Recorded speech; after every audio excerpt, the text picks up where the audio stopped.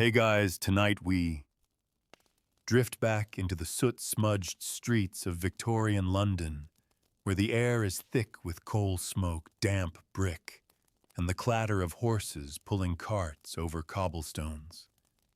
Gas lamps flicker in the mist, turning the fog into a pale gold haze. It's beautiful in its way, like a painting come to life, but don't let the romance fool you. You probably wouldn't survive a week here without either falling sick or finding yourself in serious need of a hot bath you'll never get. Hygiene as you know it simply isn't part of everyday life yet. So before you get comfortable, take a moment to like the video and subscribe, but only if you genuinely enjoy what I do here. And let me know where you're watching from tonight and what time it is where you are. I love picturing all of us scattered across the world, stepping into these time travel moments together. Now dim the lights, maybe turn on a fan for that soft background hum, and let's ease into tonight's journey together. You begin your walk in the early morning, when the first gray light is just brushing the rooftops. The streets are waking, the clip-clop of hooves, the creak of cartwheels, the faint shouts of traders preparing their stalls. The cobblestones glisten from last night's drizzle, or maybe from something less wholesome. Crossing sweepers, mostly young boys, are already at work with their brooms, clearing a path for the well-dressed to avoid stepping directly into the day's mixture of mud manure and kitchen slops. Shoes and hems are precious here. The streets are merciless. In the cramped back rooms of modest houses, the morning wash is underway. It's a far cry from your warm shower at home. A porcelain basin, no bigger than a dinner plate, sits on a wooden stand. A jug of cold water, fetched from a pump or a kitchen tap if you're lucky, is poured in sparingly. A rough bar of soap might be used, but water is the main tool. You splash your face and neck, perhaps rub your hands and arms. That's your morning clean. If you have tooth powder, a mixture of chalk, crushed brick, and maybe a hint of peppermint, you rub it on your teeth with a finger or a stiff brush. In wealthier homes, a maid will bring hot water in heavy jugs from the kitchen. She'll fill her mistress's basin, lay out fresh towels, and stand ready to tidy away the used water. But even in these grand houses, a full bath is rare. Perhaps once a week in summer, less in winter. Water must be heated by fire, carried upstairs, and emptied again by hand. Between baths, sponge downs are the norm, with scented soaps and perfumes masking whatever lingers. Outdoors, the city's smells are unavoidable. Horses are everywhere, and with them comes manure, tons of it every day. In dry weather, it turns to dust and drifts in the air. In wet weather, it mixes with mud into a slick paste that clings to boots and skirts. The gutters run with waste rainwater. Wash water refuse tipped from chamber pots. The drains lead to the Thames, which also supplies much of the city's drinking water. It's not a mystery why disease is common here. The real mystery is how anyone stays healthy at all. You wander toward one of the public pumps where a small line of people waits to fill buckets. The pump handle squeaks with each pull, the water spilling into pails and slopping over the cobblestones. It looks clear enough, but appearances mean little. Germ theory hasn't yet taken root. People believe disease comes from foul-smelling air miasmas, not from invisible microbes in the water. They might hold their breath near an open sewer, yet drink freely from a pump drawing water a stone's throw away from that same sewer's outflow. Toilets as you know them are uncommon. In working-class homes, a chamber pot under the bed is emptied each morning into a backyard privy or directly into the gutter in poorer districts. Night soil men collect waste from privies in barrels, carting it away to be dumped outside the city. It's a nighttime job, and you can smell their passing long before you see them. Laundry is another battle. Clothes are expensive and built to last, which means they're worn again and again before washing. Laundresses boil linens in copper tubs, scrub them against boards, and wring them out by hand. Underclothes are washed more often, but outer garments may go weeks between cleanings. Coal smoke and city grime cling to every thread, so even clean clothes carry the scent of the street. And yet there's an odd sort of order in the grime. The respectable make sure their doorsteps are scrubbed daily, their windows polished, their boots blacked. Maids sweep the front steps in the early morning, flicking dirt into the gutter, where it joins the city's tide of filth. Behind closed doors, however, things are not always as pristine. Rooms are dim and often damp, the air heavy with coal dust and the scent of last night's supper. Curtains and carpets go unwashed for months. Mattresses might never be cleaned. Bed bugs are an unspoken truth. In the markets, vendors are setting out goods. Fishmongers lay their catch on open boards, the smell already sharp in the morning chill. Butchers hang sides of beef in shop windows. Greengrocers stack vegetables into neat pyramids. None of it is covered. Flies are kept at bay only by the cool air and the constant fanning of cloths. Customers handle the produce freely. It's the best the system can offer. By mid-morning, the streets are fully alive. The mingled smells, coal smoke, horse manure, frying onions, damp wool, unwashed bodies, are as much a part of the city's character as its skyline. You learn to breathe it in without flinching. For the people who live here, it's simply the smell of home. And as you keep walking, you begin to understand. In Victorian London, hygiene isn't a matter of chasing total cleanliness. It's about keeping just far enough ahead of the dirt that life can go on. It's a constant negotiation between what you can change and what you simply have to live with. You turn another corner and the day unfolds. The little cafe you find is narrow. Its front windows fogged from the heat of the oven and the damp breath of early customers. Inside, the air is thick with the smell of yeast, strong tea, and damp wool. You shake off the mist from your coat, or if you're a Victorian Londoner, your heavy overcoat stiffened with years of wear and step onto creaking floorboards. The wooden counter is scrubbed daily, but the notion of disinfecting is unknown. The teacups are rinsed in hot water, sometimes with a splash of soda powder, but there's no guarantee of true cleanliness. Still, the warmth and the smell of fresh bread are enough to draw you in, enough to make you forget for a moment the grimy streets outside. Behind the counter, a woman in a faded dress pours steaming tea from a heavy pot into thick ceramic mugs. She doesn't wear gloves. Her fingers are chapped and raw from a lifetime of scrubbing. Her apron is stained from flour gravy and long hours. A pot of sugar sits nearby, its spoon resting in the granules. You notice several customers use the same spoon without a second thought, common practice. Germs are a foreign concept. People here fear visible dirt far more than unseen bacteria. A boy runs in with a tray of pies, steam rising from their cracked crusts. He's come straight from the bakehouse where flour hangs in the air, like morning mist, and settles in every corner.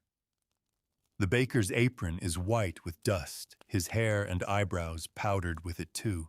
In such places, hygiene is a matter of tradition. Sweep the floor, wash the trays, wipe down the tables, but no one worries about the possibility that a rat might scurry over the shelves at night. In Victorian London, rats are as common as pigeons. The real art lies in keeping them just out of sight. You sit at a small wooden table, the varnish worn away in patches. The man beside you stirs his tea with a spoon, then casually lays it back on the table, leaving a damp ring.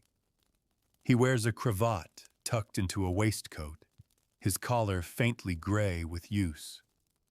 In this world, clothing is an investment, not a disposable commodity. Even the middle class send shirts to the laundry only weekly, and collars and cuffs, detachable for easy washing, are scrubbed separately. Soap flakes are precious. Laundresses work themselves to exhaustion, boiling linens in great copper tubs, scrubbing them on washboards and wringing them dry by hand. Your crisp white shirt in the 21st century would be an unthinkable luxury here. Out on the street again, the day has taken hold. The narrow lanes are bustling costermongers shouting over their barrows, apprentices sweeping the shop fronts, milkmaids carrying pails balanced on yokes across their shoulders. A rag-and-bone man trundles past, calling for cast-off clothes, broken furniture, anything to be repaired or resold. Waste is valuable in a city where most own little. Even worn-out soap ends can be melted down and remolded. Down a side street, you come upon a public bathhouse. These places are a blessing for those without access to private bathing facilities, meaning the vast majority of city dwellers. Inside the tiled rooms are steamy, the air heavy with the smell of damp towels and soap. The water is heated in great boilers piped into a series of private cubicles or open pools. The bath attendant collects a small fee, provides you with a towel and a sliver of soap, and points you toward an available tub. Privacy varies. In poorer districts, you might share the space with several strangers. The water is often reused until it's too cloudy to bear making clean a relative term. Yet for many, a visit here is a treasured part of the week. The hot water eases aching muscles. The steam loosens the tightness in chests from the city's coal-smogged air. People linger chatting in low voices or simply soaking in the rare warmth. You imagine the feeling of sinking into the bath, the heat stealing into your bones, the faint rasp of soap against skin that hasn't felt such luxury since last week's visit. In a life of endless work and cold rooms, this is bliss. The streets around the bathhouse are lined with shops selling brushes, soaps, hair oils, and patent medicines. Through one dusty window, you see rows of sanitary toothbrushes, stiff bristles set into carved bone handles. In another, bottles of tooth tincture promise to preserve the gums and whiten the teeth. Many of these concoctions are more harmful than helpful, containing abrasives that strip enamel or acids that corrode it. But they are marketed with confidence, their labels adorned with flowing script and images of smiling ladies. Without regulation, truth is optional. You pass a barber's shop where a man is having his mustache waxed into neat points. The barber dips a comb into a jar of pomade, the same comb he's used on other clients today. The air smells of bay rum and the faint metallic tang of razors. In the corner, another man is having his boots polished until they gleam. Appearance matters in Victorian society, even if cleanliness is more about perception than science. A well-brushed coat and tidy hair can make you respectable, even if your last full bath was 10 days ago. As you walk, you can't help but notice the smells and orchestra of odors playing out in every street. There's the sweet, sharp reek of manure, the damp mildew of rain-soaked walls, the tang of coal smoke drifting from chimney pots. A fishmonger's stall adds its salty, briny note. A butcher's shop contributes the heavy, coppery scent of raw meat. Mixed into it all is the ever-present human smell, sweat soap, hair oil, and the faint whiff of unwashed wool. To modern noses, it's overpowering. To Victorians, it's simply the smell of life. In the poorer quarters, the smells intensify. Here, refuse piles up faster than the scavengers can cart it away. Narrow courts and alleys trap stagnant air. Gutters carry sluggish trickles of waste toward the nearest drain, which is little more than a hole in the street. Children play barefoot in the muck, their shouts echoing between grimy brick walls. Washing lines are strung overhead, fluttering with shirts and sheets stiff with cold. Women scrub steps and stoops with buckets of gray water, trying to keep at least the entrance clean if nothing else. Respectability starts at the doorstep. You stop to watch a water cart making its rounds. The driver, a burly man in a battered bowler hat, hauls buckets from the tank on his wagon to refill household barrels. For those without a private pump, this is the only way to get fresh water, though. Fresh is a term you'd use loosely here. In summer, the barrels grow slimy. In winter, the water freezes solid. But it's water, and that's what matters. People store it carefully, covering the barrels with cloth to keep out dust and pests. Still, it's impossible to keep it truly pure. Turning into a more prosperous street, you notice the difference immediately. The pavements are cleaner, the shop fronts brighter. Here, housemaids sweep steps daily, polish brass knockers until they shine and chase away any ragged sweepers who linger too long. Dustmen collect the refuse more regularly, and the gutters are less clogged. Even the air smells fresher, though that's more about the absence of overwhelming stenches than the presence of any real cleanliness. You pass a delivery boy wheeling a barrow piled with coal sacks. Coal dust clings to his face and hair, blackening the creases of his skin. His hands are raw from lifting heavy sacks all day, and his clothes are permanently dust-stained. In most homes, coal fires are the heart of daily life. They heat water, warm rooms, and cook meals. But they also fill the air with soot that settles on every surface. In the evenings, maids dust the furniture and sweep the hearth, but by morning the fine black powder is back again. You pause outside a chemist's shop, drawn by the scent of camphor and lavender. Inside shelves hold jars of powders and potions, some medicinal, others cosmetic. A glass case displays cakes of scented soap, violet rose sandalwood luxuries for those who can afford them. Most people make do with plain brown soap, harsh on the skin, but effective on stubborn grime. The chemist sells disinfectants 2-carbolic acid chloride of lime, but these are used sparingly, mostly in hospitals or during outbreaks of disease. In the average home, the closest thing to a disinfectant is strong soap and elbow grease. Leaving the shop, you feel the damp air cling to your skin again. Somewhere nearby, a church bell tolls the hour, its sound rolling over the rooftops. You glance toward the river, hidden behind warehouses and alleys, knowing it carries the city's waste away and brings disease back in return. Life in Victorian London moves on regardless, each day a careful dance around dirt, disease, and the unspoken understanding that complete cleanliness is impossible here. You keep walking deeper into the city's living history, where every brick and cobblestone seems steeped in the scent and texture of the 19th century. The narrow lane ahead dips gently toward the river. The air grows heavier, thicker with moisture, and you can feel it clinging to your coat and hair.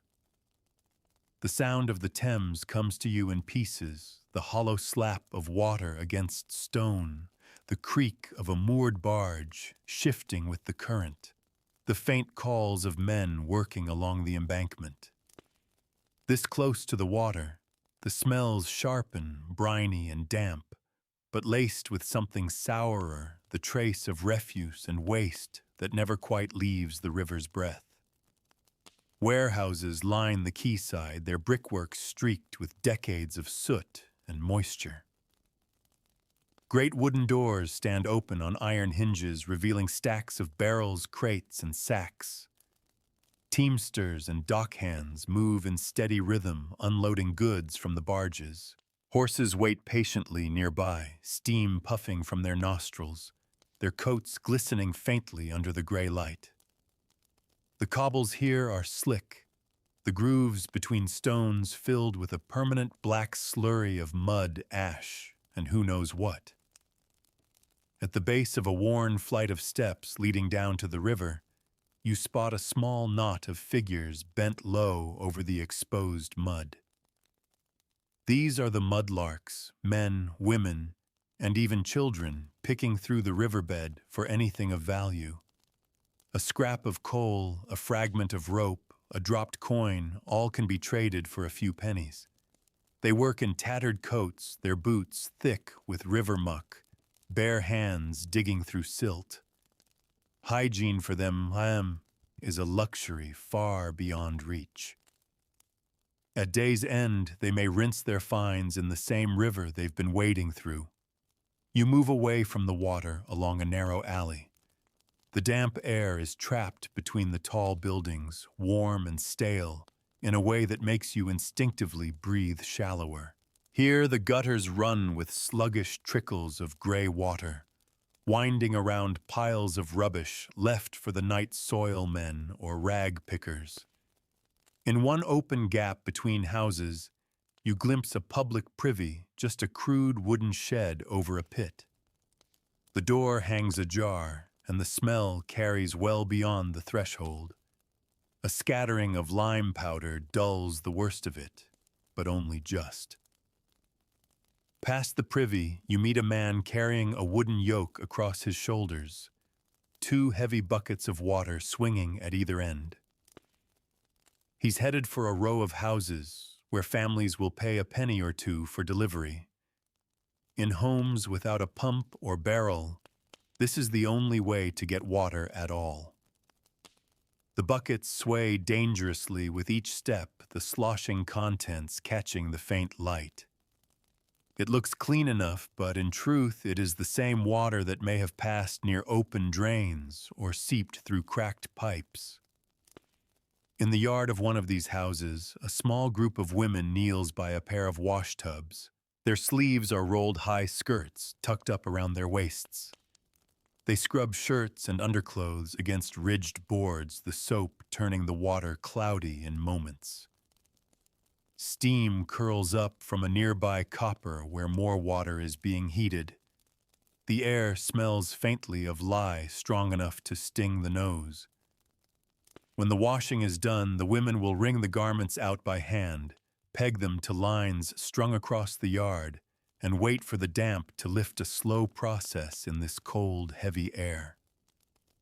In one shadowed corner of the yard, an older man sits on a low stool, stropping a straight razor along a leather strap. A basin of cold water rests at his feet, a brush floating in it. It's his shaving water drawn fresh that morning, now gone tepid. He works without hurry, pausing to dip the brush and work up a thin lather. The smell of cheap soap drifts faintly to you, blending with the sharper tang of coal smoke from the kitchen chimney. Stepping back onto the street, you pass a fish seller's cart. The fish are laid out on damp cloths over boards, their silver skins catching the dull daylight. The seller's apron is wet to the knees, his hands reddened from the cold. He wraps your purchase in paper torn from yesterday's news, handing it over without a word. The briny smell clings to your fingers until you rub them on your coat. A little further along, a barber's shop stands open. Inside, a man sits in the chair while the barber scrapes his chin with a long, gleaming blade. The towel tucked around his neck has been used before today, perhaps several times. Between customers, the razor is rinsed in a small basin that grows murkier as the hours pass. Hair clippings scatter across the tiled floor, swept into loose piles only now and then. The air is thick with bay rum tobacco and the faint musk of wool coats. Turning a corner, you enter a busier street lined with shops. Here, a baker stands in his doorway, dusting flour from his apron. Behind him, the warm smell of fresh bread drifts out, cutting briefly through the heavier odors of the street.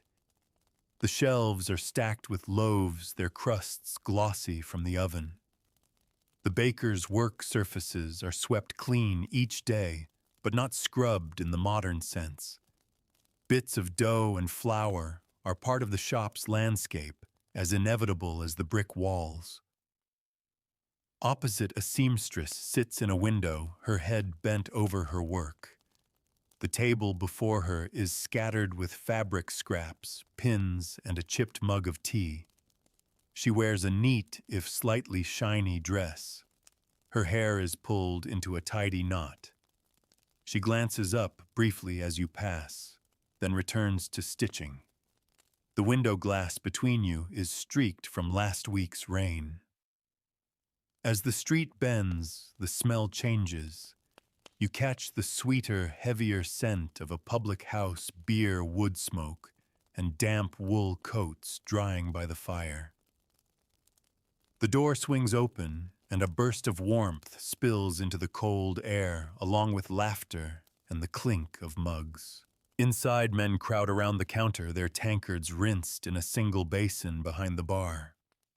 The floor is sticky underfoot, the air hazy with smoke from pipes and the fireplace alike. Outside again, you find yourself walking past a line of narrow courts leading off the main road. In each, the cobbles are dark with moisture, the air still and close. Doorsteps are scrubbed here, but the walls are streaked with soot, and washing lines sag under the weight of damp clothes. In one doorway, a mother combs her child's hair, with deliberate practiced strokes, peering closely for lice. A small tin of ointment rests beside her, ready for when she finds what she's looking for. You step carefully around a puddle edged with straw and coal dust. The puddles here are not just rainwater. They carry the leavings of the day ash refused the runoff from kitchens. The smell rises in a soft wave as your boot splashes through. By the time you reach the next crossing, the noise of the river is behind you again, but its presence lingers in the damp air, in the way the streets seem to slope inevitably toward it. Life here always bends back toward the Thames, for better or worse.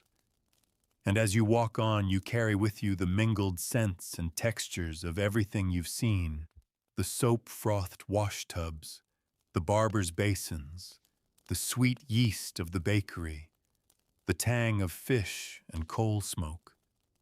It's the smell of a city always half-washed, always half-waiting to be washed again. And so the day unfolds, pulling you deeper into the heart of Victorian London's uneasy relationship with dirt and cleanliness. The street you've followed bends gently into a wider thoroughfare where the city's daily pulse beats louder. Omnibuses lumber past their wheels, splashing through shallow puddles, the upper decks crowded with passengers muffled in scarves and shawls. A hansom cab rattles by its driver, hunched forward against the cold, the horse's breath steaming in the air. Boots strike the cobblestones in steady rhythms, mixing with the faint clang of distant church bells. Even in this broader, busier space, the air carries that familiar mix of coal smoke, damp wool, and the faint sourness of yesterday's refuse lingering in gutters. On one corner, a tobacconist's shop spills a warm, aromatic haze into the street. The shopkeeper stands in the doorway, pipe clenched between his teeth, the sweet, sharp scent of tobacco curling around him. Inside, wooden drawers hold dark shreds and golden flakes of leaf, each variety boasting its own character.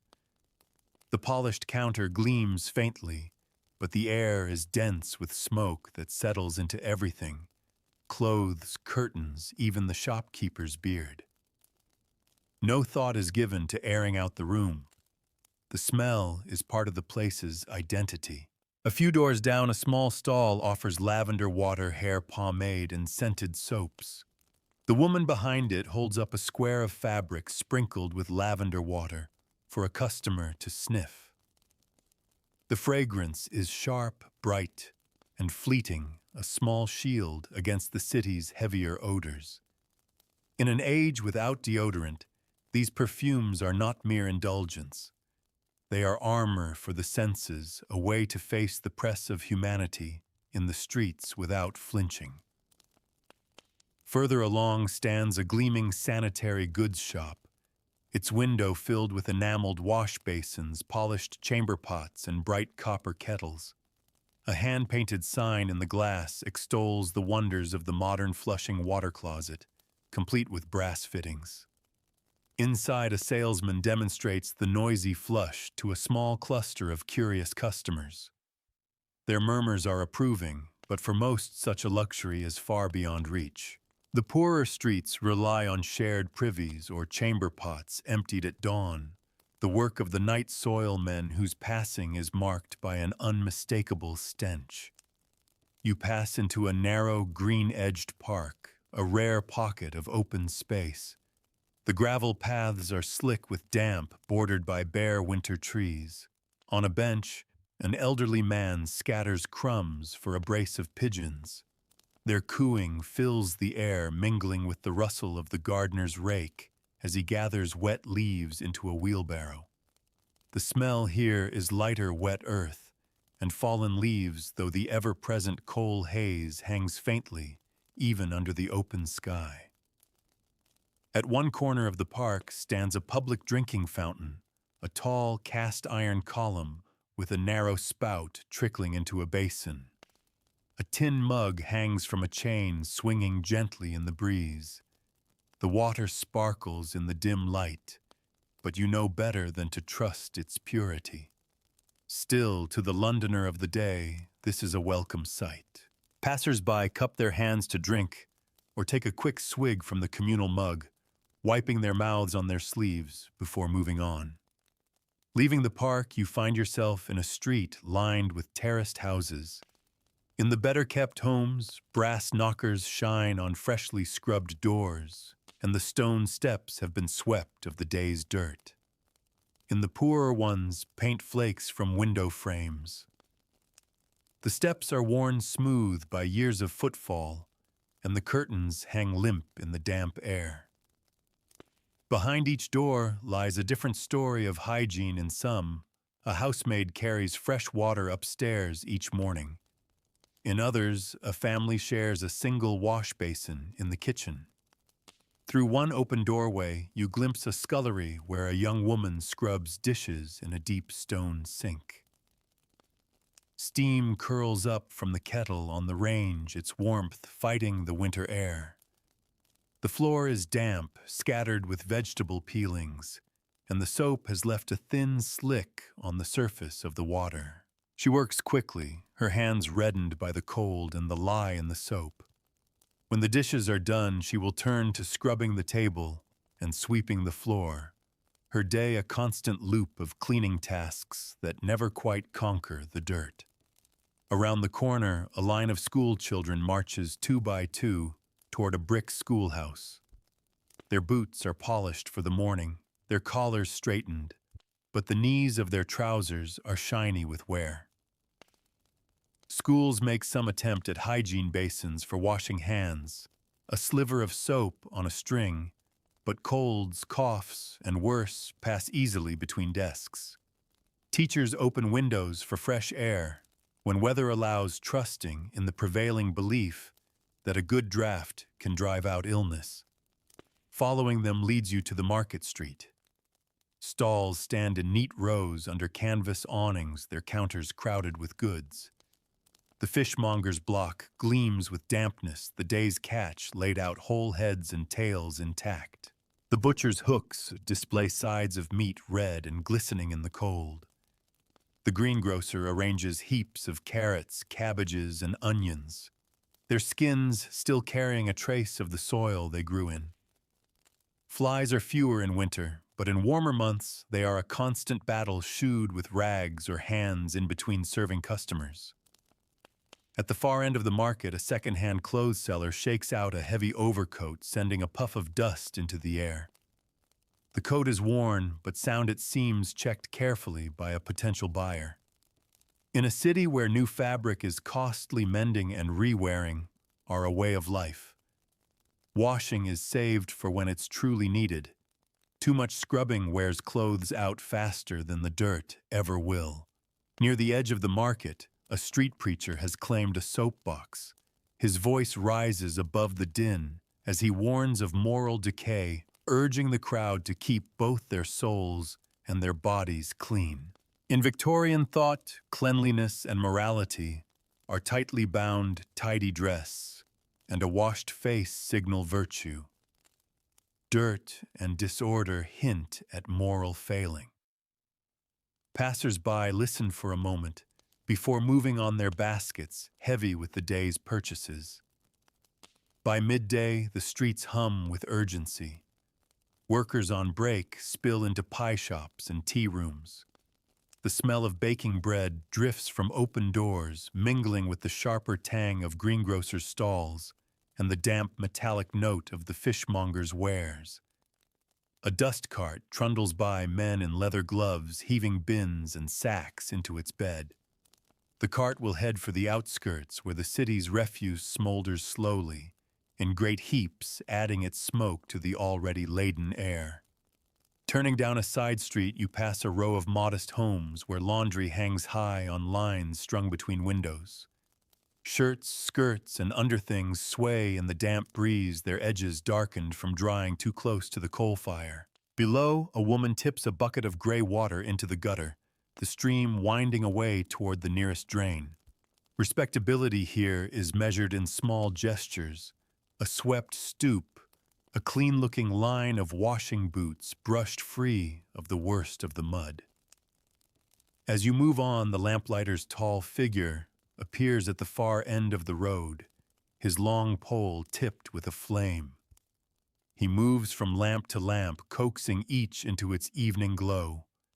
Soon the daylight will fade, and the fog will thicken once more, softening the city's edges until the lamps themselves seem to float.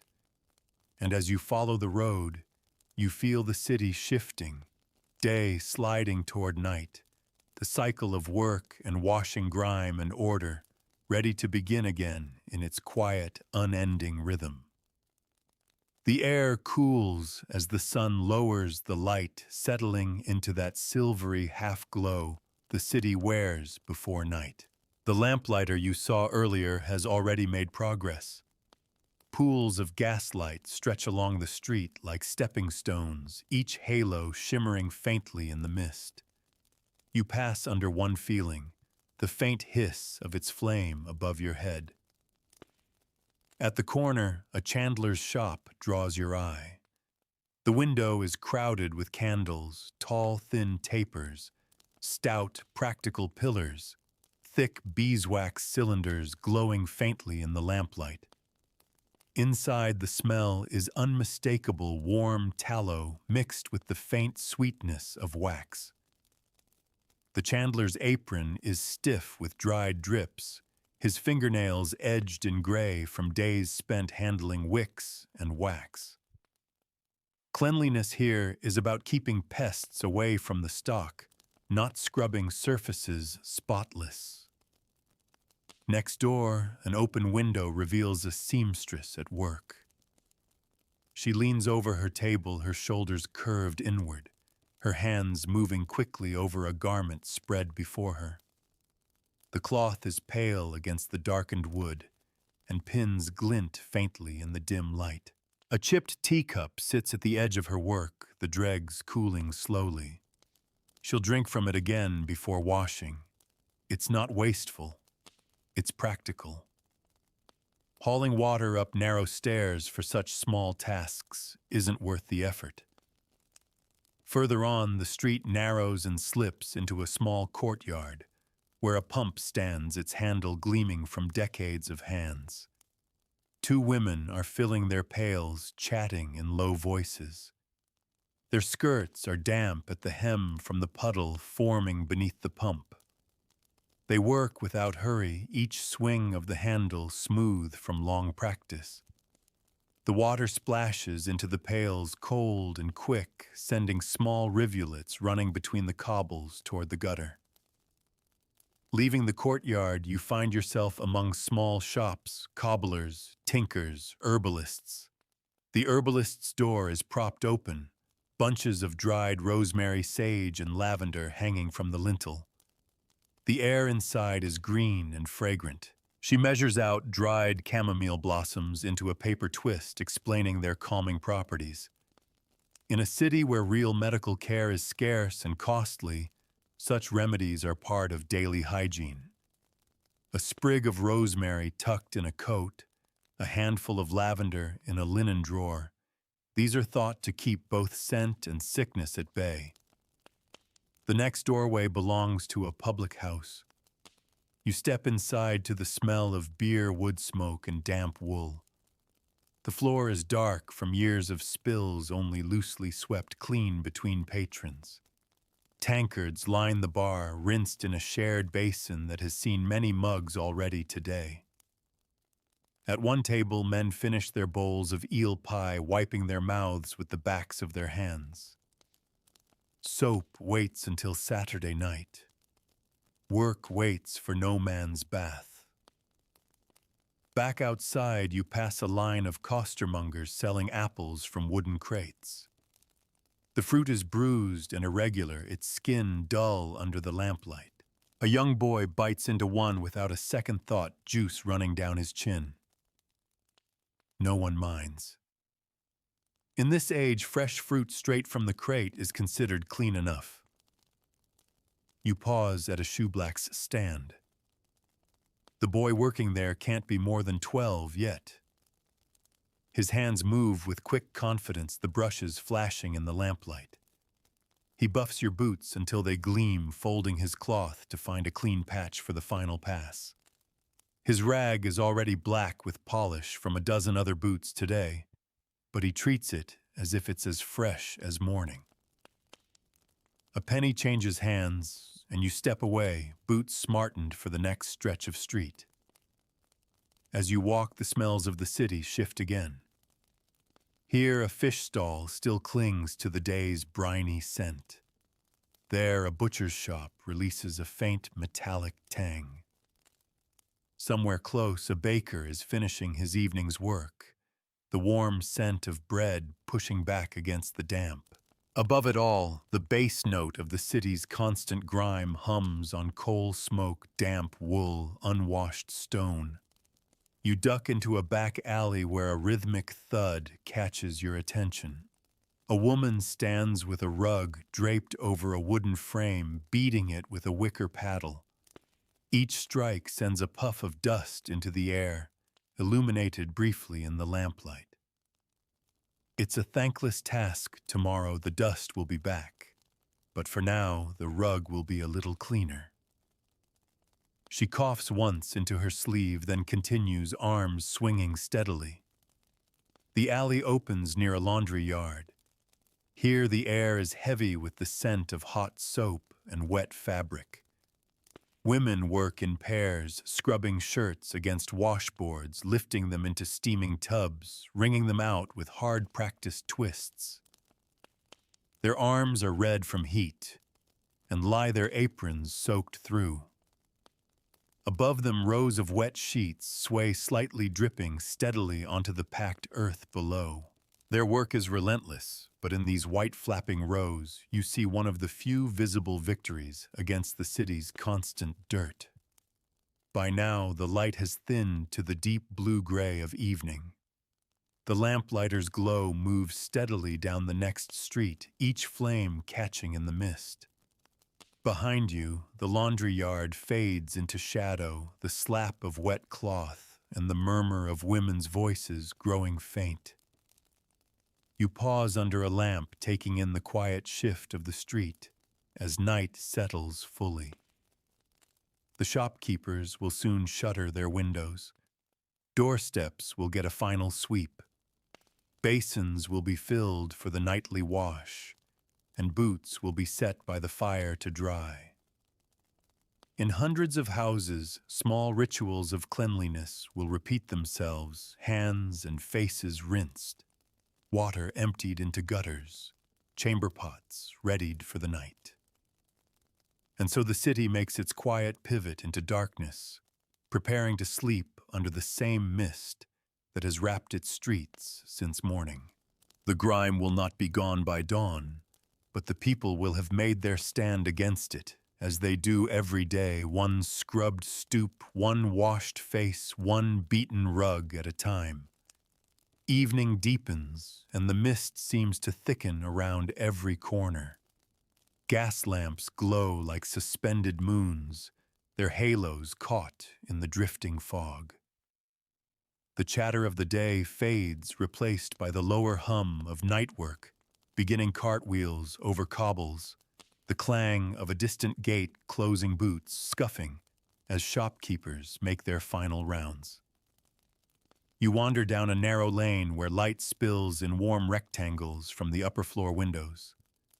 In one, you glimpse a maid carrying a steaming jug of water, her skirt swishing against the stairs as she climbs. She disappears into a bedroom where her mistress will soon take her evening sponge down, face, neck, hands, perhaps feet if the water is plentiful. Towels will be warmed by the fire perfume dabbed on wrists and behind the ears. It is a ritual of refinement, but still a far cry from the modern nightly shower. A few doors along another household tends to the same business in a humbler way. A tin bath has been dragged into the kitchen, set near the range for warmth. The first kettle of hot water is poured in steam curling upward. A man lowers himself into the shallow pool, with a sigh, scrubbing quickly before the water cools. He will finish towel off, and the next bather will take his place, wife, then children, then perhaps the last rinse for the youngest. By the end, the water will be tepid and cloudy, but no drop will be wasted. You step back into the street just as a man passes carrying a large bundle wrapped in oilcloth. He's a laundry collector making his evening rounds. Inside are linens and shirts from households wealthy enough to outsource their wash. The bundle smells faintly of damp soap and starch. It will be hauled to a wash house, boiled, scrubbed, and pressed before being returned clean, if a little grayed from hard use. Following the smell of hot bread, you find yourself at the back entrance of a bakery. Through the open door, you see the baker brushing flour from a wooden table, the air heavy with the mingled scents of yeast and coal smoke. Loaves cool in neat rows, their crusts cracked and glistening. Flour dusts the baker's hair, his eyebrows, even the creases of his skin. In this place, hygiene is measured in rhythm sweep. The floor scrape the boards, keep the mice out. Perfection is impossible, so the aim is simply to keep the work moving and the bread wholesome. Down the next lane, a tavern door stands open, spilling warmth and the scent of beer into the cool night air. Inside, men lean over mugs, their voices low and steady. The barmaid dips each mug in a shared basin before refilling it from the tap. The floor, dark with years of spills, carries a faint stickiness underfoot. The smell is a mixture of malt, damp wool, and the faintest trace of pipe smoke. Outside again, you hear the rumble of a covered wagon approaching. It's the night soil cart, its wooden wheels rolling slow and heavy over the stones. The driver sits hunched in his coat face shadowed beneath his hat. Behind him, the barrels sway gently, their contents best left undescribed. The smell arrives before the cart does a blunt, sour wave that makes you instinctively step aside. The driver tips his hat as he passes, then disappears into the fog. Past the wagon, you notice a faint glow in a long-windowed building. This is a public washhouse, still busy even at this hour. Inside, rows of women bend over stone sinks, sleeves rolled to the elbow. Steam rises in slow clouds, the air warm and damp. Children sit on benches waiting for their mothers to finish. Bundles of wet laundry rest in wicker baskets ready to be hauled home. Here, cleanliness is communal, shared space, shared water, shared labor. It is as much about solidarity as sanitation. As you turn toward a quieter street, a crossing sweeper works his broom in slow arcs, clearing a path across the slick cobbles. The bristles are frayed, the handle smoothed by years of work. He nods as you pass, leaning briefly on his broom before resuming. His job is simple, but it keeps the crossings passable for those who can afford to toss him a coin. You pass a row of small shops with their shutters already drawn. In one, you can just make out the silhouette of a cobbler bent over his workbench, a single lamp burning beside him. Leather scraps litter the floor. Tools are lined neatly within reach. His apron is dark with polish, his fingers blackened from the day's work. The smell of leather and beeswax drifts faintly through the crack under the door. A little further on, you find a stable yard where grooms are bedding down the horses for the night. The sweet, sharp scent of hay mingles with the musk of the animals.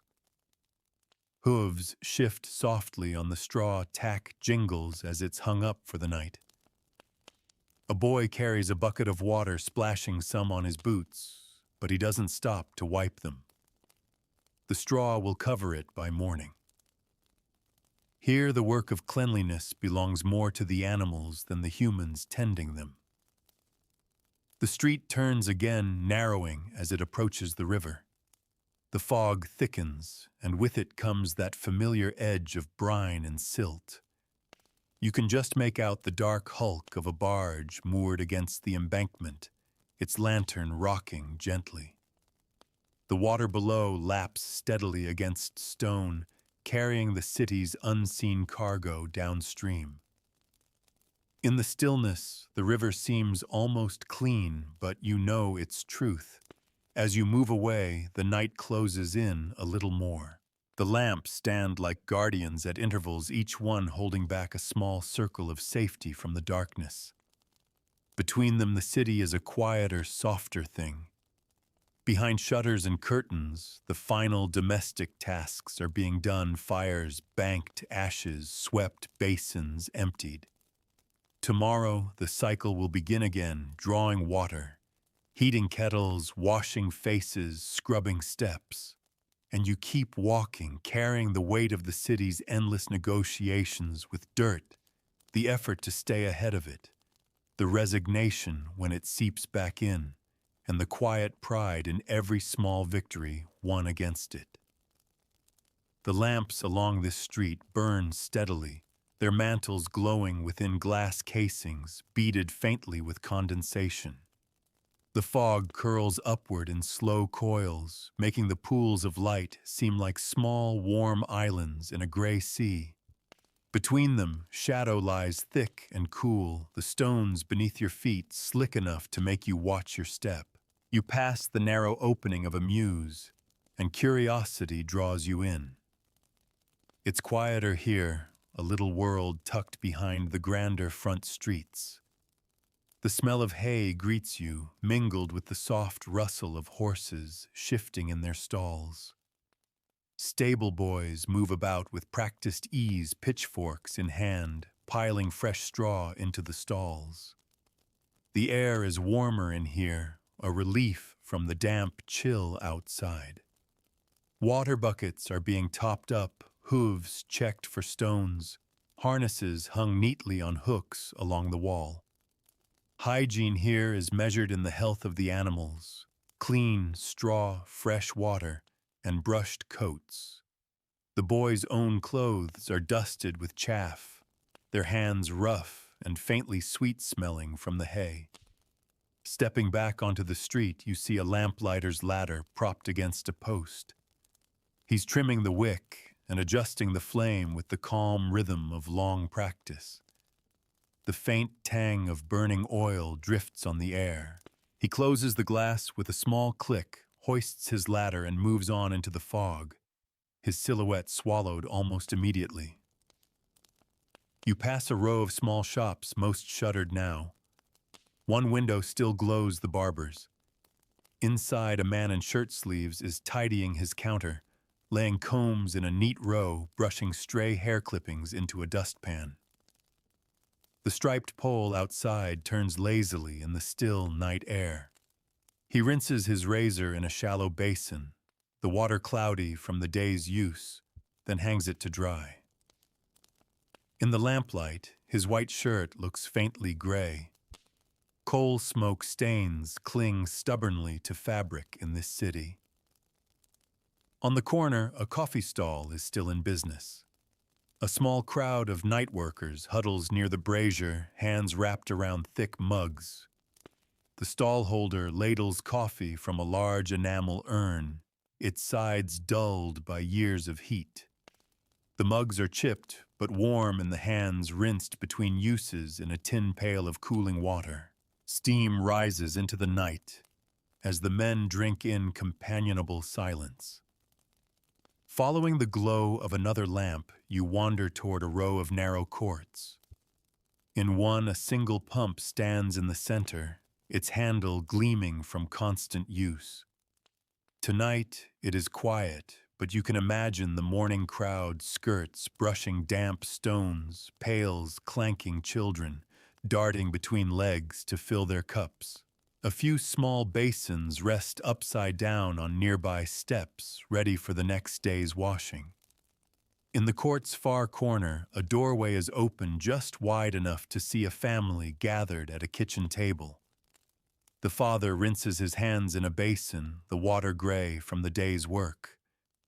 A girl of 8 wipes the table with a cloth that's been rinsed and wrung out more times than you can count. The fire burns low, casting the room in a copper-gold glow. The air smells faintly of bread crusts and coal dust. Back on the main road, a sweeps boy emerges from a narrow side street, his face smudged black, his hair dusted with soot. He coughs into his sleeve, a dry, rasping sound.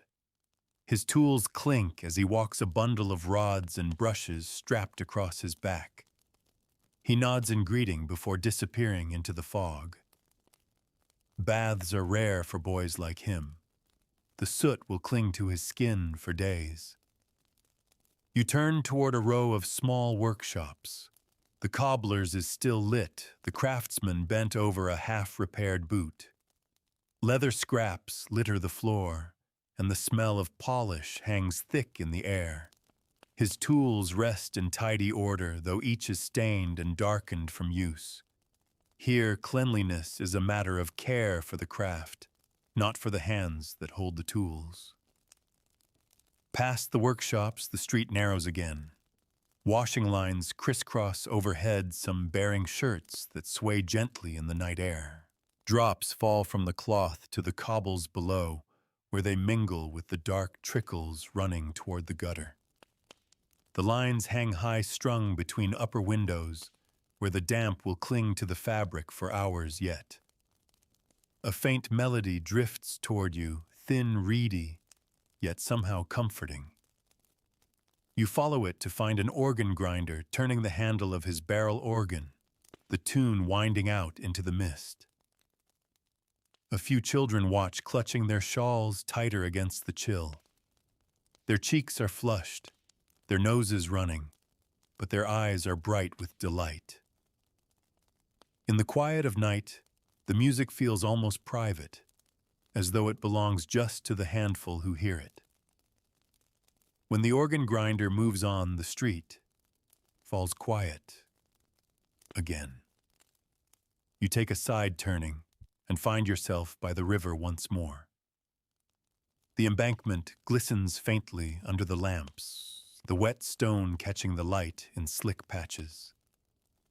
The smell is familiar now, brine damp wood and the sour undertone of waste. Water laps steadily against the wall, the rhythm slow and deliberate. A lone lighterman tends his moorings, checking ropes, tapping the deck with his boot. His coat is stiff with salt, and damp his hands red from the cold. The fog off the river wraps around you as you head back toward the heart of the city. You pass a rag-and-bone man pushing his cart, its contents a jumbled silhouette, broken chairs, old iron-tattered fabric. His coat is patched, his boots worn, but his eyes are sharp in the lamplight. What he gathers tonight will be picked clean of anything useful the rest sold on or broken down. The hour grows later, the streets emptier. Lamps stand sentinel over shuttered shop fronts and closed doors. You hear only your own footsteps, now the faint hiss of the gas lamps, and the far-off sound of a carriage making its way across the stones. Behind those closed doors, the city tends to its final cleansings of the day, buckets emptied, hearths, swept boots lined neatly for the morning. And as you walk, you begin to feel the rhythm of it all, the daily loop of grime and order, washing and wearing, cleaning and enduring. It is never finished, but it never stops. In that constancy lies the very heartbeat of Victorian life. The fog hangs low over the rooftops, now draping the streets in a gray-white veil that softens every outline. Gas lamps burn as though suspended in air, their glow swallowed just beyond arm's reach. Your boots make a muted clap on the damp cobblestones, and the sound seems to linger behind you. You pass a shuttered bakery where a faint glow seeps through the cracks in the boards. Inside, the baker is already working for tomorrow, rolling dough on a long wooden table, his sleeves pushed up, his hands dusted with flour. The air inside is warm and heavy with yeast, but outside it cools quickly, taking the smell with it. The flour will cling to his hair and clothes, no matter how many times he brushes them down. For him, that dust is part of his trade just as much as his tools. Further along, you come to a small row of shop fronts, one of which still shows signs of life. It's a chandler's workshop, and in the dim light, you can make out the racks where fresh candles hang to set. The scent of warm tallow drifts out thick, fatty, faintly sweet. The floor is flecked with hardened drips. The workbench bears the permanent sheen of wax rubbed deep into the wood. The man within glances up briefly as he trims another wick, then bends again to his work. His apron is stiff from weeks of splatters, his fingers darkened at the tips. At the corner stands a public washhouse, its windows steamed and glowing. Inside, women bend over wide stone sinks, sleeves rolled high, hands plunged into hot, soapy water. Steam curls up in slow wreaths toward the rafters. Children doze on benches against the wall, their cheeks flushed from the heat. The smell here is thick soap flakes, damp wool, and the faint mineral tang of hot water from the boiler. A bath in such a place is never truly private, nor is the water entirely fresh, but the warmth alone makes it precious. Leaving the washhouse, you hear the slow creak of a barrow being pushed along the street. A man in a patched coat calls out softly, offering baked potatoes from the small brazier set into his cart. The skins split under the heat, releasing curls of steam. He serves them in twists of paper, the warmth of the potato soaking through into your hands. The paper is recycled from yesterday's news, the ink leaving faint smudges on your fingertips. Past the potato cellar, you find a row of narrow dwellings huddled together, their doors opening directly onto the street. In one, a family sits around a small fire, the door left ajar for the heat to escape. A woman kneels by a basin on the floor, sponging her youngest child's face and hands. The child squirms, half laughing, half protesting. The water in the basin is already cloudy, but it will be used until the washing is done. Here, waste is a luxury few can afford. A little further on, you turn down a passage where laundry hangs high overhead lines, strung from one upper window to another. The shirts and skirts sway gently, their damp hems dripping onto the cobbles below. In some places, drops fall into shallow puddles left by the day's rain. In others, they splash onto dark, slow-moving trickles, making their way to the gutter. The faint scent of soap mingles with the sharper smell of coal smoke drifting from chimneys. You emerge onto a street that slopes toward the river. The smell of brine and damp wood grows stronger, the fog thicker. A lighterman tends his moorings, the ropes creaking softly as he hauls them taut. His coat glistens faintly with moisture. His hands are red and raw from the cold. Around his feet, the deck is slick with a thin film of water and grit washed down from the quayside. Along the embankment, you find a knot of figures crouched low over baskets.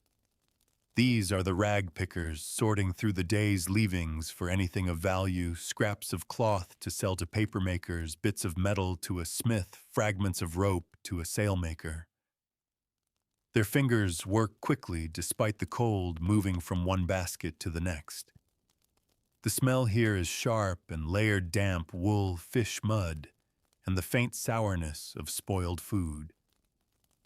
Leaving them behind, you turn into a street lined with small workshops. A cooper is still at work, the hollow thud of his mallet carrying into the street. His apron is marked with black pitch, his hands chafed from working staves into place. Sawdust lies thick along the doorway.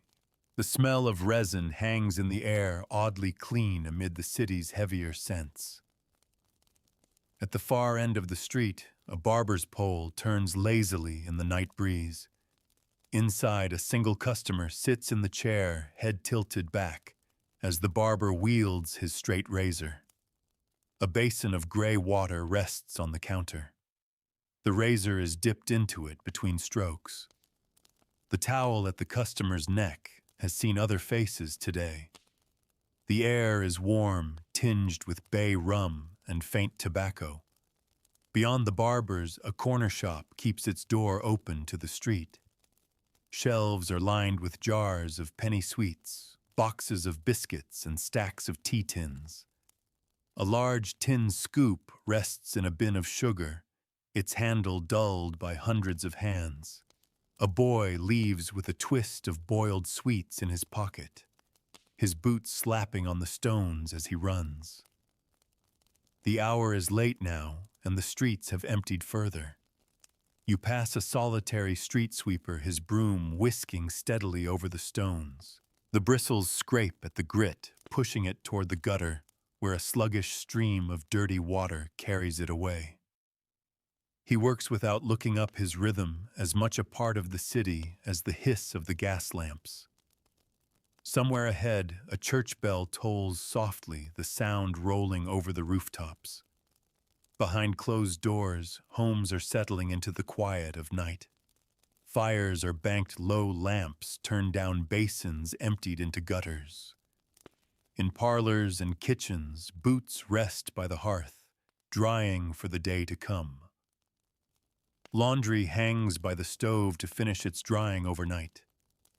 The city seems to exhale here, its constant movement slowing but never stopping. Tomorrow will bring the same rituals, water fetched and boiled, hands washed, floors swept, steps scrubbed, linen beaten or hung to air. Cleanliness in Victorian London is never a final state, only a temporary reprieve always borrowed from the next day's work. And as you walk on into the fog, you carry with you the knowledge that the city will meet the morning in much the same state you've found it tonight, scrubbed where it can be patched where it must be, and enduring where it has no choice. The fog drapes low across the street, now muting the glow of the gas lamps, so each appears like a blurred coin pressed into gray velvet. Your boots make a hollow tap on the cobbles, the sound carrying a little farther in the stillness of this late hour. The air tastes of damp stone and coal smoke, and the chill has settled deep enough that you can feel it in your knuckles. You turn into a lane that tilts slightly downhill. The buildings huddle closer together here, their upper stories leaning in as though conspiring. Windows are shuttered tight, though a few leak thin slits of lamplight into the mist. At one step, a tin basin has been left out overnight to catch rainwater. A faint skin has already formed on its surface, a thin film of soot and dust from the air. In the morning, it might be used for a quick wash or to top up a kettle. Nobody will think twice about it. A shallow gutter runs along the lane's center, carrying a slow trickle of water toward the nearest drain. It gleams faintly under the lamps, winding past stray straw bits of coal and scraps of paper gone pulpy in the damp. This is the city's quiet bloodstream, moving waste away inch by inch. When the rain comes hard, it will flood these channels in a sudden rush. Until then, it works in silence. A side passage opens to a cramped courtyard shared by several houses. In the middle stands a pump, its handle shining where thousands of hands have worn it smooth. Tonight it's deserted, but you can picture the morning crush skirts brushing together pails, clanking children darting between legs to sip from cupped palms. The same water will be used for drinking, cooking, scrubbing floors, and filling basins for the morning wash. Its journey from pump to drain is short, and in between it will touch every corner of daily life. From one doorway drifts the sound of low conversation. You glance in to see a family crowded around a small fire. The father rinses his hands in a basin, the water already gray with the day's dirt. A girl no older than 10 is brushing her hair with slow, careful strokes, her mother holding a lantern so she can see. The floor is swept clean, the table wiped down with a damp cloth. In these small spaces, evening tidying is as much about making the place feel ordered as it is about actual cleanliness. Back on the lane, you pass a shop where the shutters are only half drawn. Inside, a cooper's apprentice is sweeping sawdust into a pile, the broom's rasp loud in the quiet. The air smells of wood shavings and resin, a rare sweetness in the city's heavy palette of scents. He tips the pile into a sack. Nothing here is wasted if it can be burned or reused. A little farther on, a faint metallic clank draws you toward a farrier's workshop. The forge is banked low for the night, but the heat still radiates faintly from the bricks. Tools hang neatly on the walls, their handles worn smooth from years of use. The floor is scattered with iron filings, and the smell of hot metal lingers like a ghost. Tomorrow morning, the sound of hammer on anvil will carry down the street again. You follow the lane to where it meets the river. The fog thickens here, wrapping the embankment in a muffled quiet. The water below moves with slow authority, its surface catching the occasional glint from a moored barge's lantern.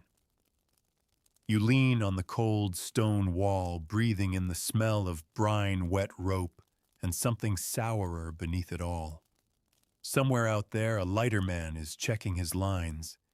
You can hear the creak of rope and the muffled thump of wood against stone.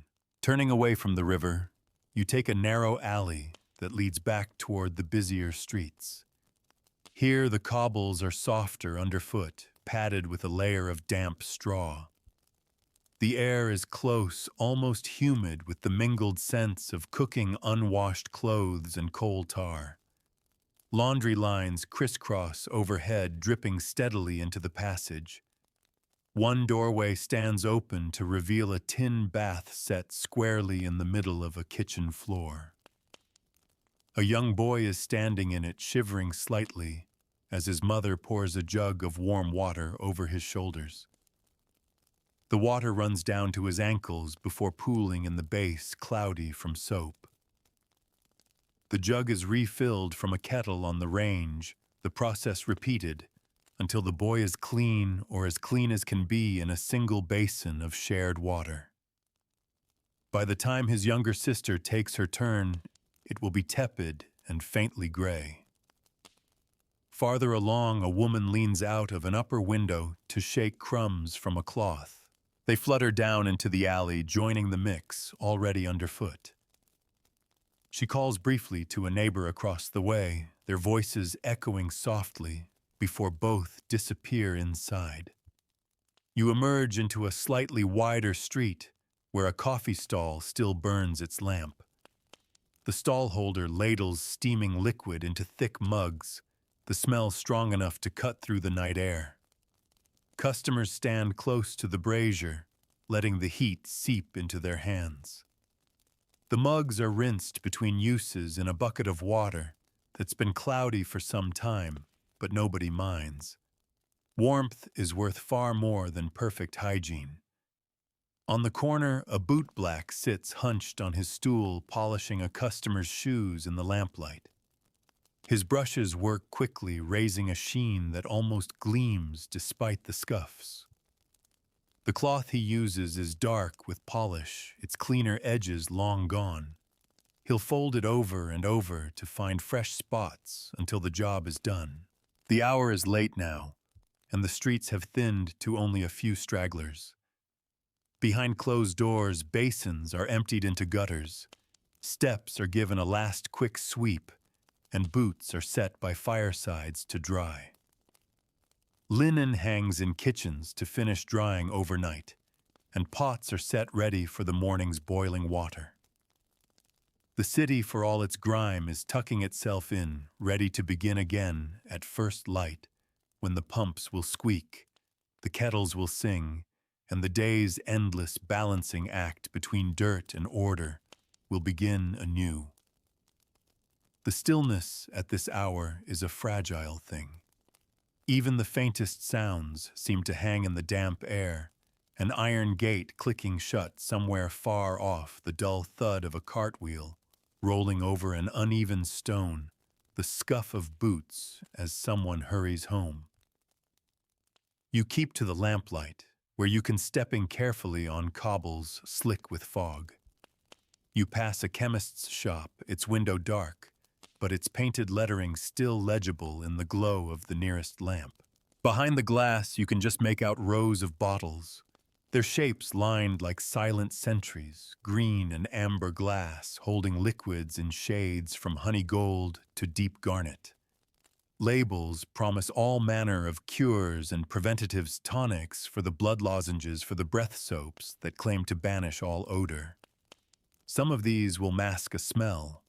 A few might genuinely kill the cause. But here, confidence in a label often matters more than what's inside. Next door, a small ironmonger's shop displays a line of enamel basins in its window. One in particular catches your eye, deep oval-shaped, the kind that could double for a laundry tub or a makeshift bath for a child. Its white surface is clean, but chipped along the rim, the iron beneath showing through in dull gray arcs. You imagine it filled with hot water from a kettle, steam curling upward into a kitchen, lit only by the orange glow of the range. A watchman stands at the corner, his lantern casting a trembling circle of light on the stones. His cloak hangs heavy with damp, the hem dark from puddles. He tips his head in a quiet greeting as you pass. His task tonight is to keep order, not to worry about the smudges of soot streaking his gloves or the faint sour tang of wool that has been worn too many days in a row. The street leads you toward the edge of the market district. By day, it would be deafening, but now it lies mostly in shadow. A few stalls still glow in the lamplight, late-night vendors selling rolls tea or roasted chestnuts. One baker packs his remaining loaves into a cloth sack, the flour from his apron blooming in the air as he moves. The counter beneath his hands bears the shine of long use, scrubbed each day, but never truly scoured. In a sheltered corner, a brazier glows red beneath a mesh of roasting chestnuts. The vendor turns them slowly with a gloved hand, the shells splitting to reveal pale, sweet-smelling flesh. He serves them in paper cones made from yesterday's newsprint, the ink smudging your fingers. Around him, customers warm their palms over the brazier, the heat pulling them in like moths to a flame. A few streets over, you spot a cobbler bent over a boot in the yellow wash of his workshop lamp. His bench is littered with scraps of leather awls and spools of waxed thread. A tin of polish stands open beside him, its sharp, tarry scent filling the air. His hands are stained black at the fingertips. His apron is stiff where the polish has dried into it. The floor is swept of trimmings each night, but the marks of the trade are too deep to scrub away entirely. Farther along, you pass a row of boarding houses. Through the open door of one, you glimpse a narrow hallway lined with boots and coats. The smell inside is unmistakable: coal dust, damp wool, the faint musk of too many bodies in too little space. Upstairs, beds are crowded into small rooms, sometimes just a mattress on the floor. One washroom serves the whole house, and hot water is a rarity. A nightly wash might mean nothing more than a cold splash from a basin and a quick rub with a towel before bed. A man emerges from one doorway carrying a dented pail. He tips its contents into the gutter-gray water that runs off toward the nearest drain, then sets the pail upside down to dry. He wipes his hands on his trousers before disappearing back inside. It's a small domestic scene repeated across the city at this hour. The street bends toward the river again, and the air grows sharper with its scent. The fog has settled thicker here, curling low over the cobbles, so your boots vanish briefly with each step. Somewhere nearby, a horse stamps in its stall. The sound of shifting tack carries faintly in the stillness. You find yourself beside a public trough, its stone edges slick and dark. A horse lowers its head to drink the water sloshing quietly in the shallow basin. Beside it, a man kneels to fill a can, scooping the water with a dented tin mug. He drinks deeply, wipes his mouth on his sleeve, and walks on without a glance. In this world, shared water is not a curiosity. It is an ordinary fact of life. Leaving the trough behind, you cut through a narrow passage toward the quieter residential streets. Lamps here are fewer, their light falling in long gaps between buildings. You catch the faint smell of bread cooling on a windowsill, its warmth struggling against the damp. Somewhere overhead, laundry shifts faintly on a line, the cloth stiff with cold. In one window, a woman stands, brushing her hair before bed. The lamplight catches the arc of each stroke, glinting off the long strands. On a table nearby, a basin waits with a folded towel beside it. Soon the lamp will be turned down. The basin emptied into the street, and the house darkened for the night. You walk on your breath, curling in pale ribbons before you.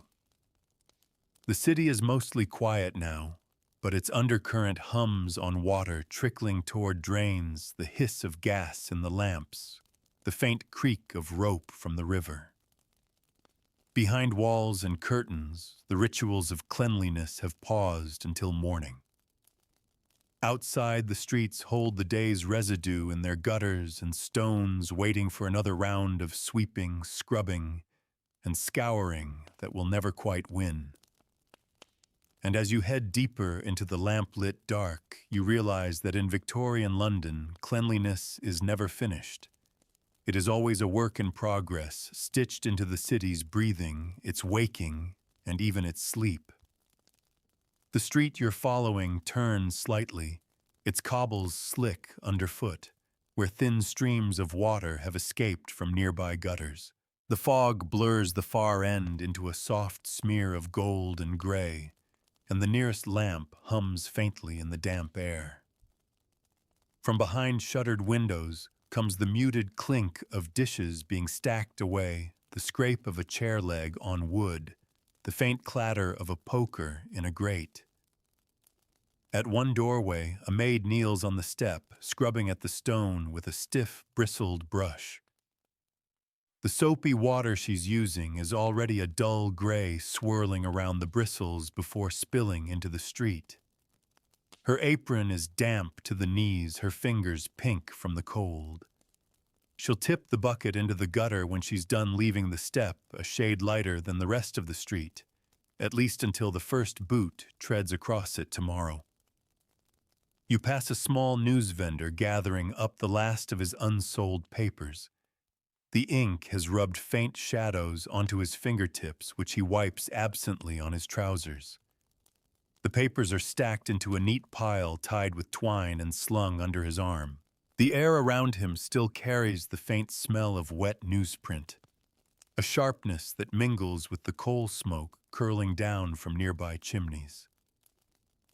Ahead, the rattle of a handcart grows louder until its owner comes into view, a rag picker, his cart piled high with the day's gleanings, battered tin pans, splintered chairs, scraps of fabric too worn for clothing. He moves slowly, his boots scuffing the stones, eyes scanning the ground even now for anything of worth. The smell that follows him is a jumble of damp wood dust and the faint sourness of old cloth. The houses on this stretch are taller, their facades worn but still holding on to a certain dignity. In some windows, lamplight spills over drawn curtains. In others, only the faintest glow hints at life inside. Behind one, a woman bends over a washstand, wringing out a cloth. She swipes it across the sill before shaking it briskly into the street. The mist swallows the tiny droplets before they reach the ground. From an open basement door comes the sharp scent of soap and boiled cabbage. A scullery maid stands in the doorway for a breath of cool air, wiping her hands on a damp apron. Inside, you glimpse a stone floor slick from mopping a bucket, brimming with cloudy water beside it. Somewhere deeper in the house, you hear the muffled clank of pots being stacked for the night. You turn onto a narrower street where the windows are closer together and the steps more worn. A few children linger outside, playing a last quiet game of marbles in the glow of a single lamp. Their boots are scuffed at their coats, a patchwork of repairs, and the knees of their trousers are shiny with use. One boy rubs a dirty sleeve across his nose before taking his turn, and nobody notices or minds. Soap is saved for washing, not for every small mess. From an upstairs window comes the repetitive thud of a rug being beaten. Each strike releases a little puff of dust into the night air, which glitters briefly before dissolving into the fog. The person beating it coughs once muffled by the cloth tied around their mouth, then resumes. The work will leave the rug a bit cleaner, but in this city, the air itself delivers fresh soot daily. The smell of damp laundry grows stronger, as you pass a row of lines strung between buildings. Shirts, underskirts, stockings, they all hang limp in the chill, the hems stiff where they've brushed against stone. Drops fall steadily onto the stones below, joining the narrow runnels, already threading their way to the gutter. You pause outside a shop with a wide, low window filled with crockery. Behind the glass plates and mugs are stacked neatly, their surfaces catching the lamplight. The shop is closed, but you can see the fine layer of dust that has settled despite the daily wiping. In a city where coal smoke is a constant dusting, is as much a ritual as sweeping the step. At the next corner, a cooper's yard smells faintly of sawdust and resin. Barrels are stacked in neat pyramids, their iron hoops catching glints from the lamp. A man in a thick leather apron stands in the doorway, wiping his hands on a rag. His work is done for the day, but the smell of fresh-cut wood will cling to him until morning. Farther along, you pass a horse trough, its water dark and still. A cat drinks from the edge, its tail twitching as it watches you. The stone around the trough is slick from spills, and the faint smell of hay drifts from a nearby stable door. Inside, a groom moves slowly down the row of stalls, pitchfork in hand, turning the straw for the night. The horses shift and snort their breath, fogging in the lantern light. You take a turning that leads you toward a busier road. A coffee stall is doing brisk business with a knot of cab drivers. Their voices are low, their coats pulled tight against the cold. The stall holder dips a ladle into a steaming urn, filling thick mugs that are wiped between uses with a well-worn cloth. The smell of coffee, strong and slightly burnt, cuts through the heavier scents of the street. Past the stall, a watchman makes his round, pausing to check a locked shop door before moving on. His boots strike a steady rhythm on the cobbles, echoing faintly in the still air. He disappears into the fog, his lantern bobbing like a will-o'-the-wisp until the mist swallows it entirely. By now, the city's pace has slowed to its lowest hum. Behind curtains and shutters, the final small acts of the day play out: basins, emptied cloths, hung to dry, fires banked low in the grate. Steps have been scrubbed for the morning boots, polished where they sit by the hearth. And in the streets, the dirt of the day lies quiet, waiting for the next round of sweeping, scrubbing, and scouring. In Victorian London, cleanliness is never the absence of dirt. It is the daily decision to hold it at bay, one bucket, one brush, one cloth at a time. The fog hangs heavier now, pressing against the street lamps, until their light feels warmer but weaker, a golden haze hovering low to the ground. You walk past a row of houses where the curtains are drawn tight, but the faint glow behind them hints at quiet scenes. Supper dishes cleared away, lamps turned low, the rustle of newspapers, the low murmur of voices. In one doorway, a man crouches over a pair of boots. His hands move steadily, the cloth in his grip black with polish, the smell of waxy leather drifting into the cool air. The boots shine in the lamplight, though the scuffs and creases of daily wear will never vanish completely. When he's done, he sets them neatly by the door, ready for the morning's work.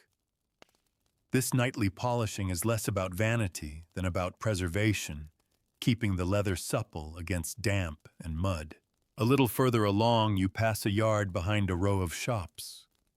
Its gates are open just enough for you to glimpse the dark shapes of barrels and crates stacked in haphazard towers.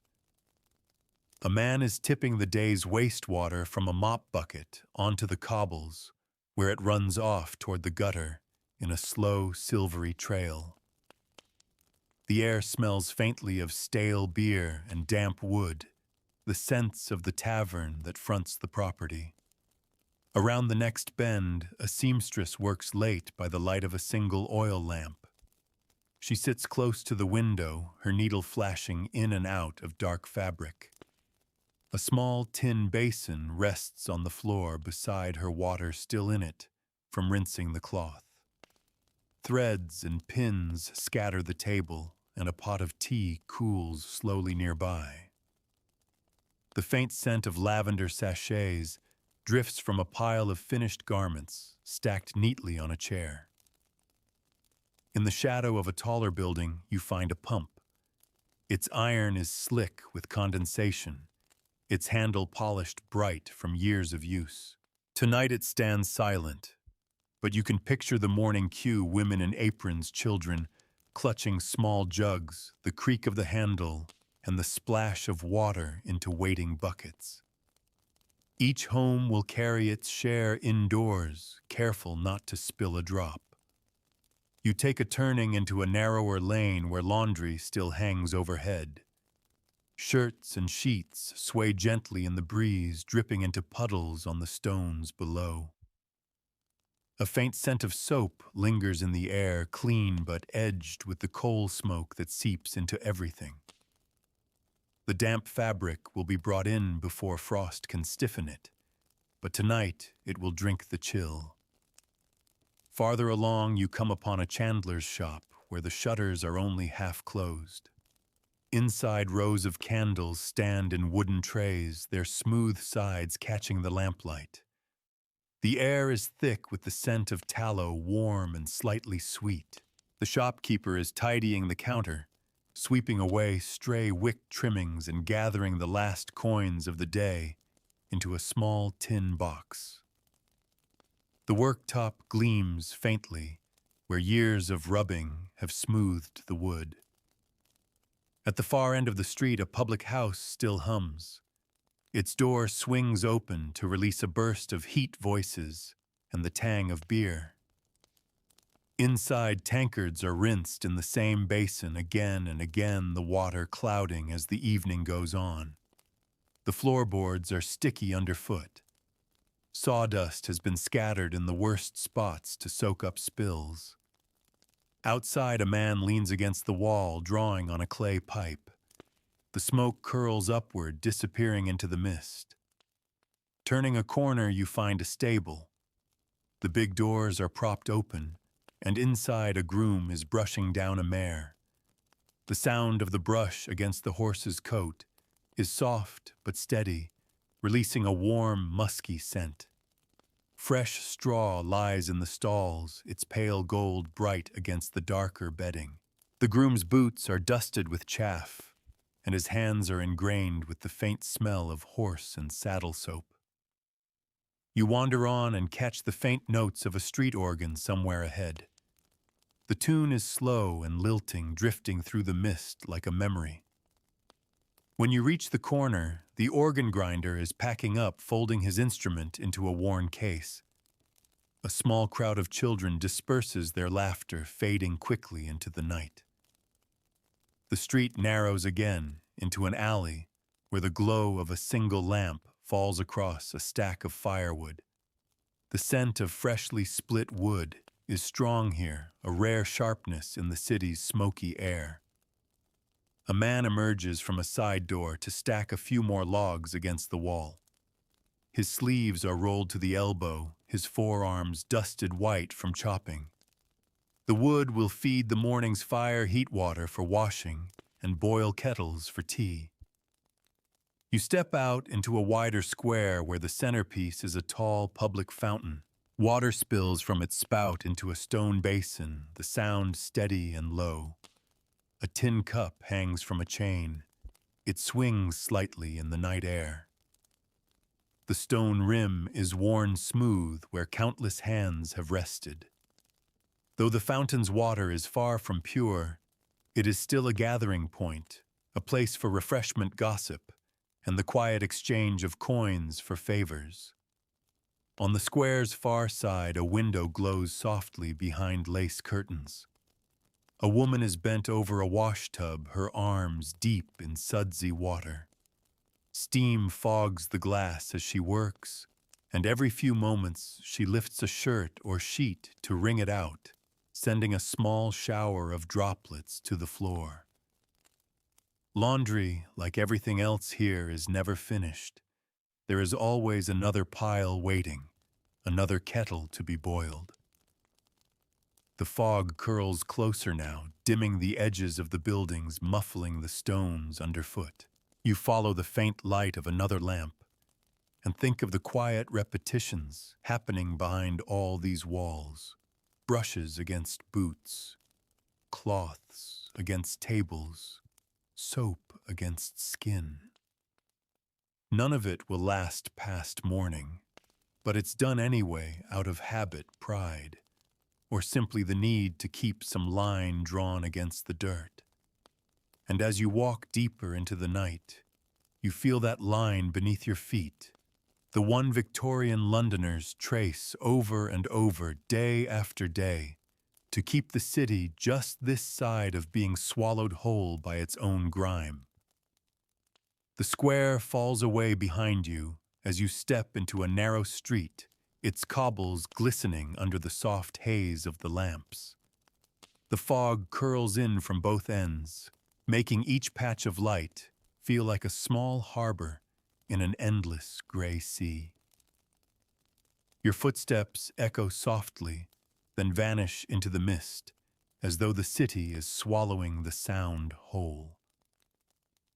At a doorway, a charwoman tips the contents of a pail into the gutter, cloudy water, flecked with soap bubble. It snakes away between the stones, carrying with it the day's last traces of scrubbing. She leans the pail against the wall to drain, rubs her hands on her apron, and steps inside without a backward glance. For her, it is just one of hundreds of small chores that keep the rooms inside barely ahead of the dirt outside. A faint orange glow spills from the half-open shutters of a bootmaker's workshop. Inside, the craftsman is bent low over a worn pair of lace-up boots, his awl punching neat holes along the seam. The air smells of leather and lamp oil, and the bench is scattered with scraps, nails, and thick spools of thread. His apron hangs heavy with dried polish, its dark sheen showing in the lamplight. A battered kettle sits near the fire for softening leather. The water inside will be tipped out into the street before he locks up. You follow the curve of the street until it narrows to a small court. Here, a single pump stands silent under the lamp's watch. Its iron glistens with beads of moisture, the handle worn smooth where countless palms have pressed over the years. In the morning, the court will be alive with clanging pails, chatter, and the squeak of the handle, but now it waits in the quiet, a sentinel over the cobbles. From one of the upper windows, a faint sound drifts down the rhythmic thump of a rug being beaten. Each strike sends a little cloud into the cold night air, dust specks catching briefly in the lamplight, before fading into the fog. The work is relentless. Tomorrow, the rug will be heavy with soot again, but for now it will feel cleaner underfoot. A side passage opens onto a row of workshops. In one, a cooper rolls the rim of a barrel along his bench, the iron band clinking softly as he works it into place. The smell of fresh-cut wood and resin is almost clean enough to make you forget the city outside. Next door, a tinsmith sits surrounded by the ring of his own trade, bright sheets of metal propped against the wall, a scattering of shavings underfoot. His hands are blackened with soot and oil, but his workbench gleams from daily wiping. Back on the street, you pass a costermonger packing up the last of his goods. His cart is half empty now, the bruised apples and soft pears left for those willing to buy cheap. He tips the day's sweepings, a mix of wilted leaves, paper scraps, and straw into the gutter with the toe of his boot, then throws a canvas over the cart. The smell of overripe fruit lingers in the air, as he wheels it into the shadows. Farther along, a faint strain of music reaches you, an accordion played slowly. You follow it to find a man leaning against a doorway, his case open at his feet. The tune is low and steady, weaving through the mist like a thread. A few coins glint in the case. The musician's coat is shiny at the elbows, his boots patched but polished. He nods as you pass the music, following you down the lane. The lamps grow sparser here, the darkness thicker. In one doorway, a mother kneels to wash her child's face in a small basin. The child fidgets, but the mother's hand is steady. When she's done, she wrings out the cloth and hangs it over the basin's edge. Tomorrow the cloth will be rinsed, perhaps boiled if there's enough fuel for the kettle. Tonight it will dry in the faint warmth of the fire. You pass a rag and bone man pushing his cart, the wooden wheels squealing softly. His load is a jumble of broken chairs, dented pans, bundles of old rags. The cart smells faintly of mildew and damp rope. He works silently, scanning the shadows for anything worth adding to his haul. Behind him the street falls quiet again, as if holding its breath.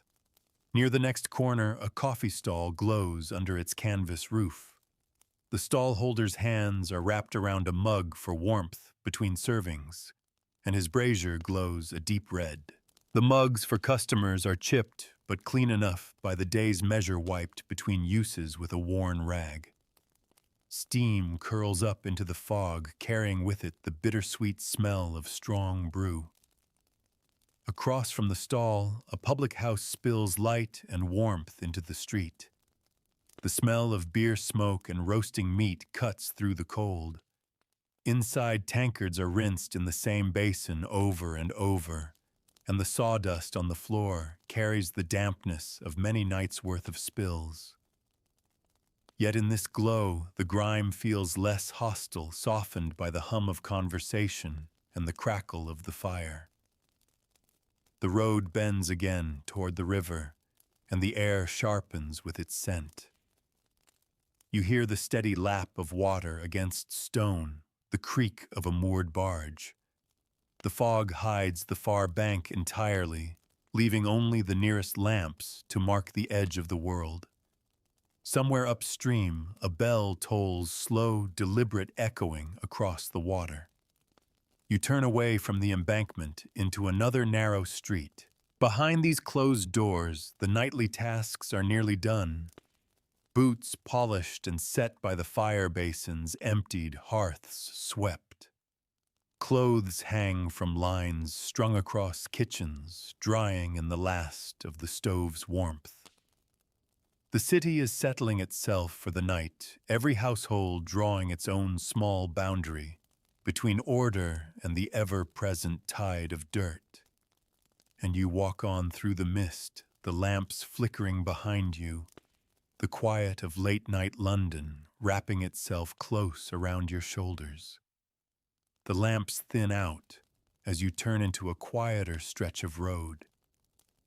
Here the fog seems to thicken, pooling low along the gutters, so that the cobbles vanish into a dim silver haze. The silence is deeper broken only by the occasional drip of water from a windowsill, or the soft rustle of cloth as laundry sways faintly overhead. You pull your coat a little closer, the damp finding its way through the fabric to the skin beneath. At one doorway, a maid is on her knees with a bucket and rag, giving the front step a brisk final scrub before bed. Her sleeves are rolled high, her skirts pinned back, the water turning gray as she works it over the stone. She tips the bucket into the gutter and wipes her hands on her apron before disappearing inside. Tomorrow morning she'll be back out again, because the soot, the boots, and the weather will undo her work before the day is an hour old. You pass a narrow shop with a sign for an herbalist. Its windows are dark, but a faint perfume lingers in the air, outside dried lavender mint, a whisper of camphor. Bundles of herbs hang in the back room, ready to be sold as sachets for drawers or boiled into tisanes. Some swear by them to keep illness away. Others simply like the smell, a clean note against the city's heavier odors. A little farther along, the faint glow of an oil lamp marks a cobbler still at work. He sits hunched over his bench, a boot cradled in his lap needle, and waxed thread flashing in the lamplight. Scraps of leather litter the floor, their edges curling where they've dried. His apron is stained dark with polish, his fingers nicked and blackened from years of handling tack and tacks alike. On the table sits a chipped mug of tea gone cold hours ago. Turning into a narrower lane, you notice the sound of dripping water echoing faintly between the walls. A pump stands at its center, the spout leaking a slow, steady trickle into the trough below. The surface shivers with each drop, catching glints from the nearest lamp. A tin cup hangs from a chain, rocking slightly in the damp breeze. In the daytime, this would be the hub of the lane bustle, chatter, clanging pails, but now it is just another sentinel in the fog. From one open upper window, you hear the rhythmic thud of a rug being beaten.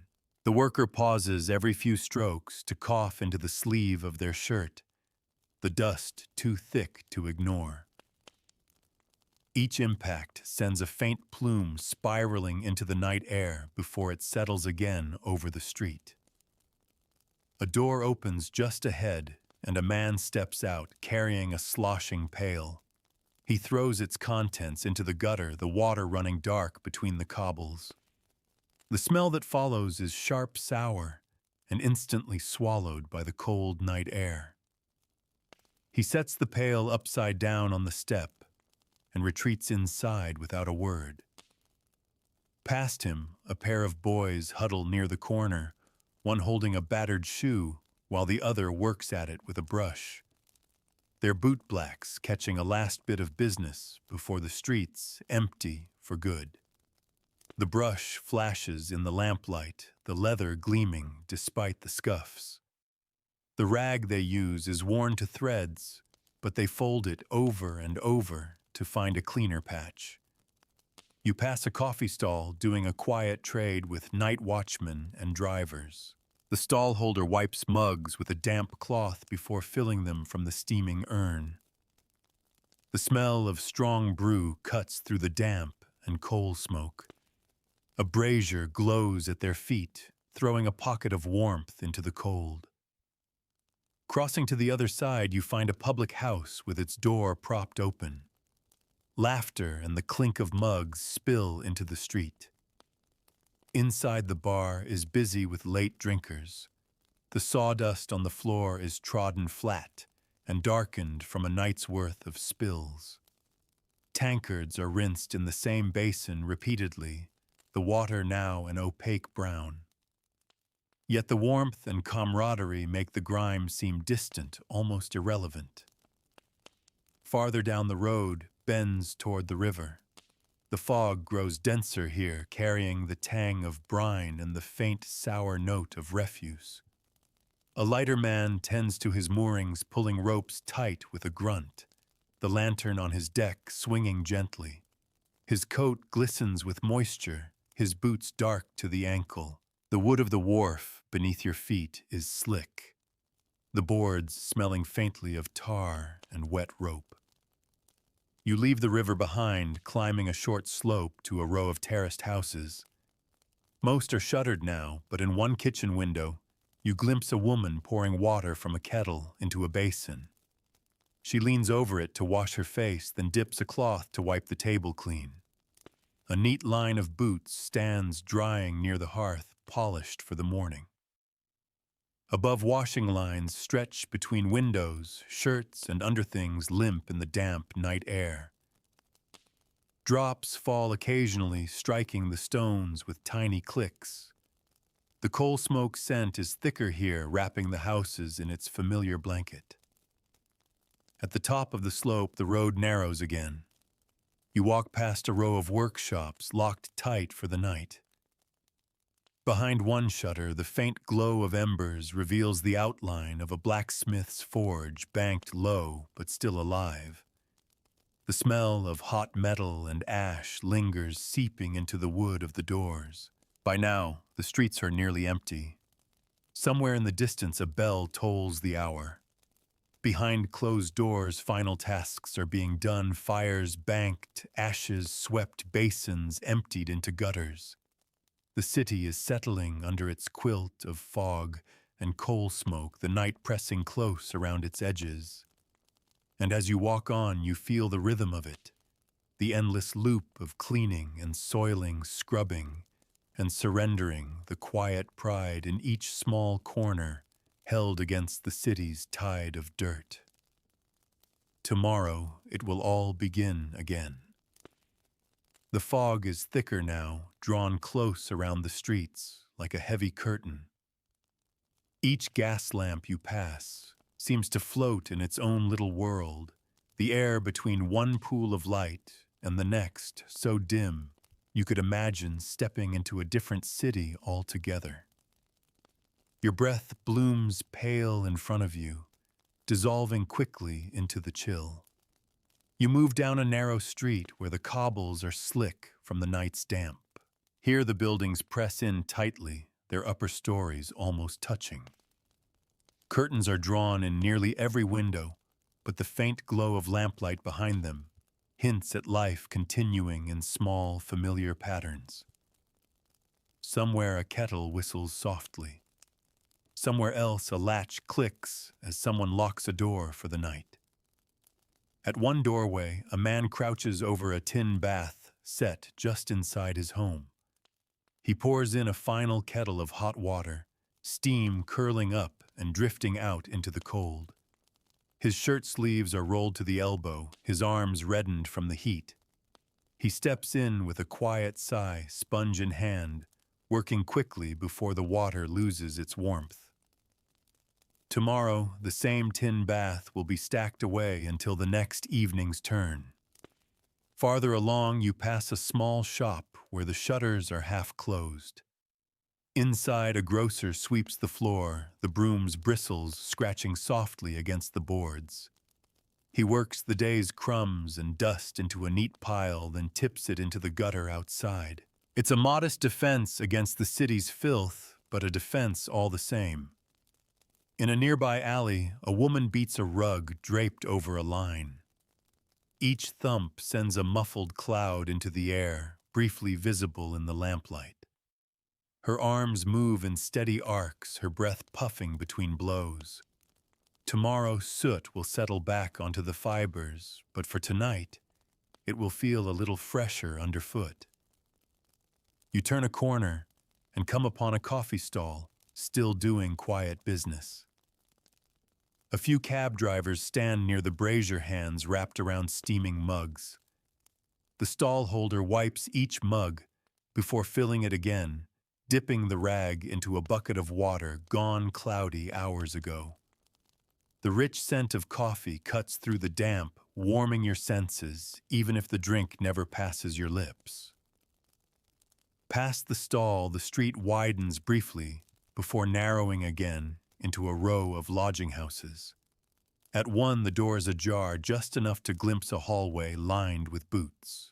A girl kneels to polish them, her rag black with polish, the sheen of the leather catching the light as she works. She sets each finished pair neatly by the wall, ready for the morning. You follow the street toward the river, the air sharpening with its cold, briny breath.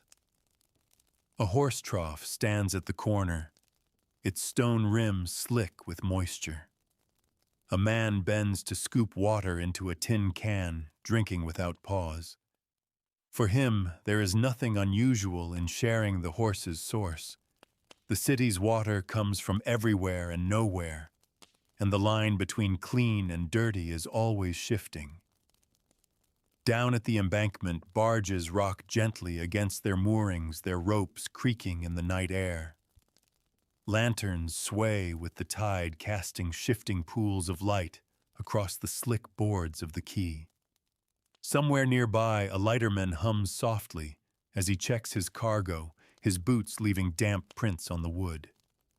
The smell here is a mixture of salt, silt, and the faint rot of the river's offerings. Climbing back toward the higher streets, you pass a row of shops closed tight for the night. The glass of their windows reflects the gaslight in fractured, watery shapes. Behind one, a baker stacks pans the day's last loaves cooling on the counter. Behind another, a tailor hangs finished garments on a rack, brushing each lightly before drawing the curtains closed. At the next corner, a lamplighter makes his final check, pausing to adjust the flame in one sputtering lamp. The hiss of the gas is soft against the night, the glow steadying as he lowers the glass. He moves on without hurry, his ladder balanced on one shoulder, disappearing into the mist like a shadow. In the distance, a church bell chimes, the sound muffled by fog. The streets have emptied almost entirely now.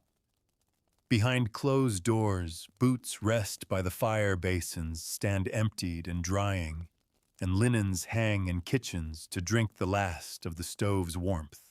Every household has fought its daily skirmish with dirt and damp, and for tonight, at least the worst has been pushed back. You walk on your own footsteps, soft in the sleeping city, feeling how deeply this rhythm runs. In Victorian London, cleanliness is never final. It is a thing remade daily, endlessly undone and remade again, one polished boot, one scrubbed step, one washed face at a time. The fog hides the dirt for now, but morning will lay it bare, and the work will begin all over again. The streets grow softer in your mind, now their cobbles fading into the quiet haze of night. The gas lamps are little more than pale halos in the fog, their hiss and glow becoming a memory rather than a presence. Somewhere the last cart of the evening rolls away into the dark, its sound dwindling until you can't tell if it's real or only imagined. You've walked these streets long enough to know their nightly rhythm, the steps scrubbed clean for morning, the boots lined neatly by the hearth, the basins emptied into gutters that carry the day's dust away. Every doorway you've passed has its own small victories, tidy thresholds, brushed coats, the faint scent of soap lingering in a basin. The city's sounds are softer now. A far-off bell, a single set of footsteps, the whisper of fabric on fabric, as laundry shifts gently on a night breeze. Even the river moves without hurry, carrying away the day's offerings in its slow, patient tide. Here, the struggle for cleanliness is not about chasing perfection. It's about keeping the tide of dirt just far enough at bay so that life can go on. Every swept floor, every rinsed mug, every polished boot-out is part of that quiet defiance. And though the grime will return, settling in overnight, drifting back in with the morning mist, there's comfort in knowing the battle will be met again tomorrow. You can let your shoulders drop now. The fog has wrapped the city in stillness, softening its edges, until even its imperfections feel harmless. The night is long enough for rest. Close your eyes. Let the faint hiss of gas lamps and the slow breath of the Thames guide you into quiet. Victorian London will wait until morning.